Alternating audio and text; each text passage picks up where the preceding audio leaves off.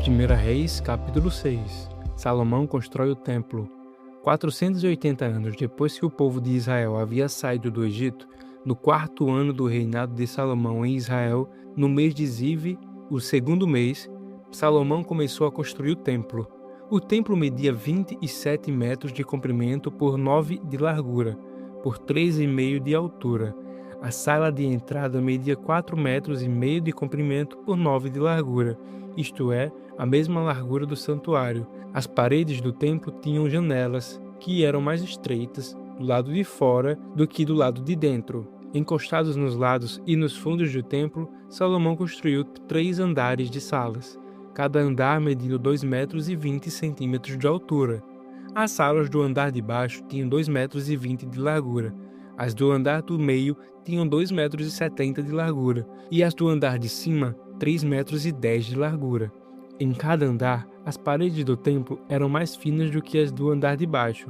Assim, as salas se apoiavam nas paredes, evitando que as vigas entrassem nessas paredes. O templo foi construído com pedras que haviam sido preparadas nas pedreiras, para que assim, durante a construção, não se ouvisse o barulho de martelos, machados ou qualquer outra ferramenta. A entrada para as salas do andar térreo ficava no lado sul do templo, e havia escadas para subir ao 2º e ao 3º andares. E assim, o rei Salomão terminou a construção do templo, colocando um forro feito de vigas e tábuas de cedro.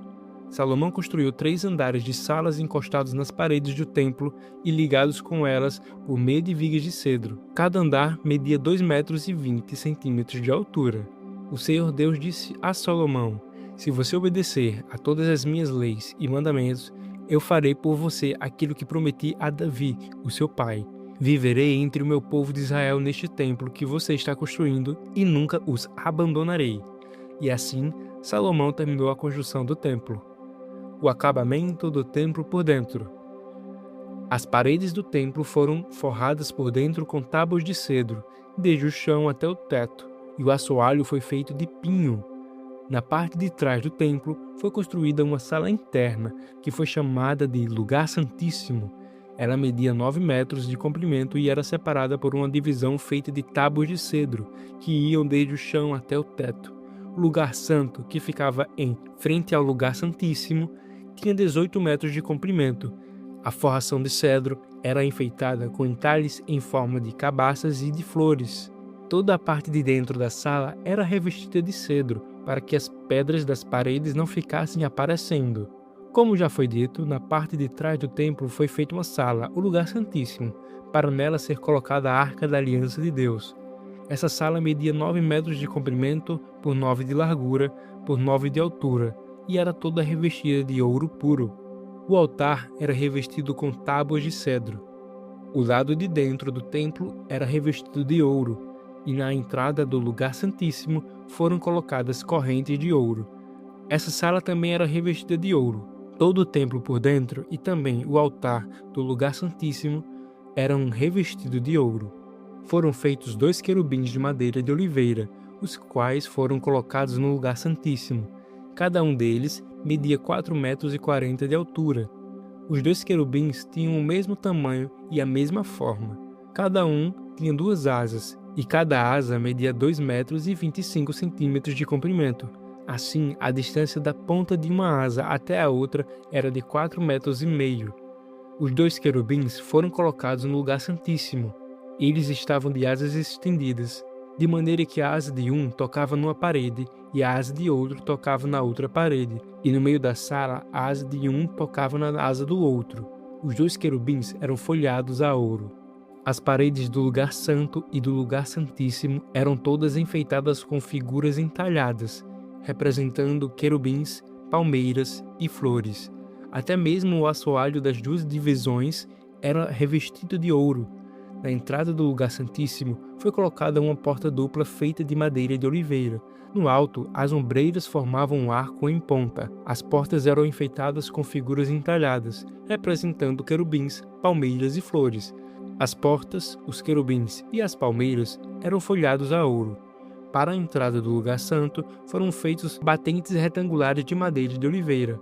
Havia 2 portas de 2 folhas, que eram feitas de pinho. e enfeitadas com figuras entalhadas de querubins, palmeiras e flores, que também eram folheadas a ouro.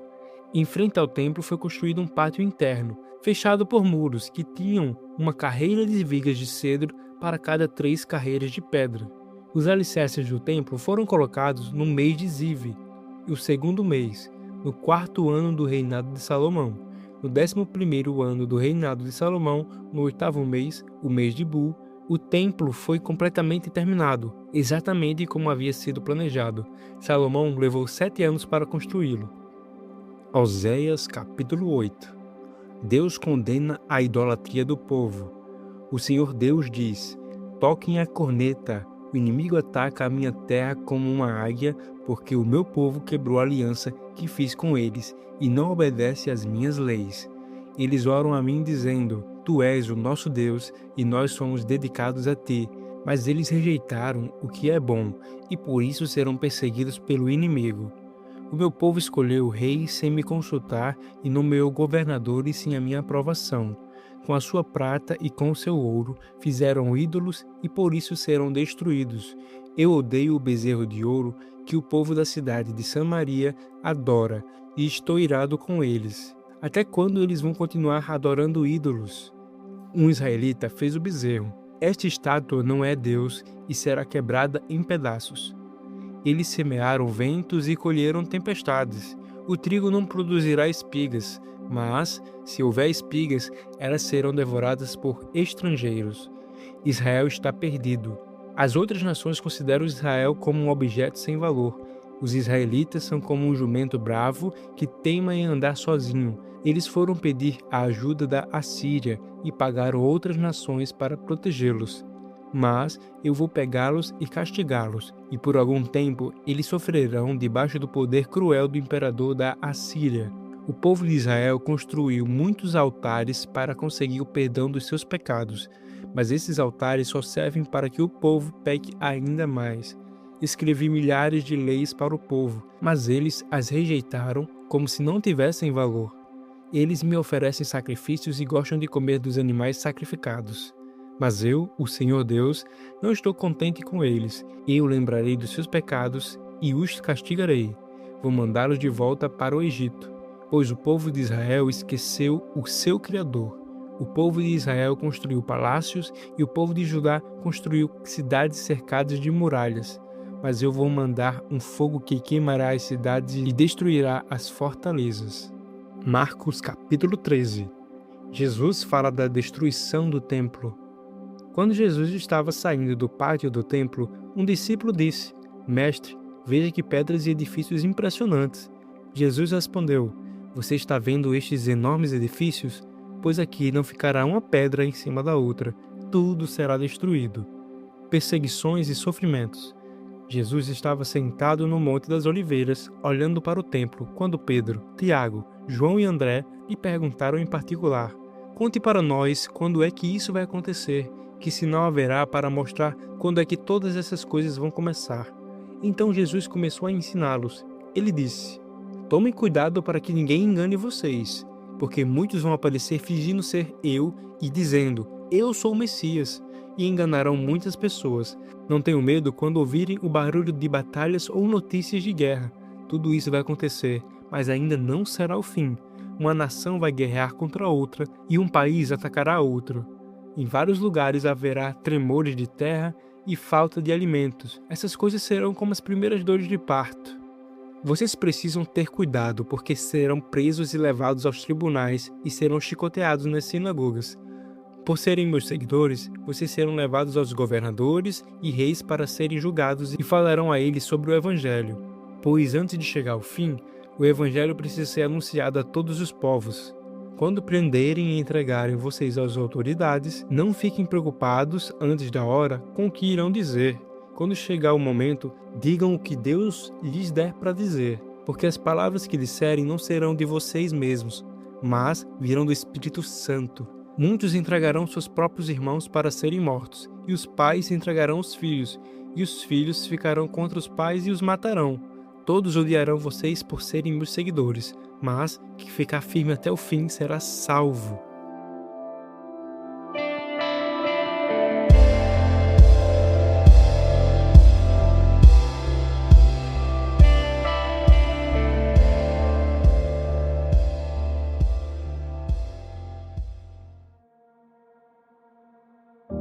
para finalizar, vamos orar. Senhor, meu Pai, que agradeço por mais um dia de leitura bíblica aqui nesse podcast. Que possamos, Pai, cada vez mais atingir o mundo inteiro com Teu Evangelho. Usa cada pessoa, Pai, que está aqui escutando Tua palavra para ser uma flecha a ser lançada por Tuas mãos em frente à pregação do Evangelho, Senhor. Que possamos cada vez mais em nossas atitudes mostrar o quão o Senhor é maravilhoso. Nos torna firmes, Senhor, firmes e constantes naquilo que o Senhor tem para a gente. Obrigado por tudo. Abençoa todos aqueles que precisam escutar a Tua palavra. Amém.